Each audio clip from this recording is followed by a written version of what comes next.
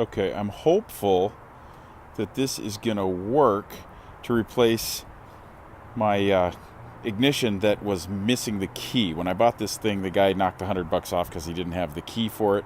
So I bought this, I think for $10 on eBay. It's for the four-wheeler, the 200 four-wheeler from the 80s. But I looked at the pins, and I'm like, that looks the same. So here's the stock one that I pulled out. Very similar. I think it'll fit, but the big thing was the pin setup looks exactly the same, and it's very hard to find a stock one for the Moto 225. So if this works, this is like a super cheap solution to my problem. So it mounts up in here, and then it routes through, down, and then plugs in right there. And I think that's gonna fit. Even under the little dust cover boot thingy, I think it's gonna fit. Really excited to see if this works. Okay, let's see if I got this. See this little notch that sticks up? That's gonna go right in there.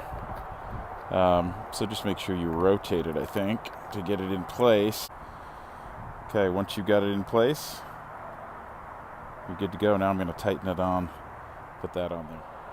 Okay, here's the biggest problem. Routing this new one, it's a lot shorter than the other one, so I'm gonna have to mess with that a little bit. Okay, this is what I had to do. I took my new connection, spliced in a bit of the original wire connect, but that's gonna give me the distance to reach where I need to go. I'm actually gonna go around the other edge through here. Let's see if that works.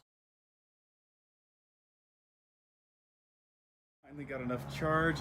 Well, the cool thing is both of my lights work up there. I'm not going to shift it into reverse so you can see it, but let's start this thing.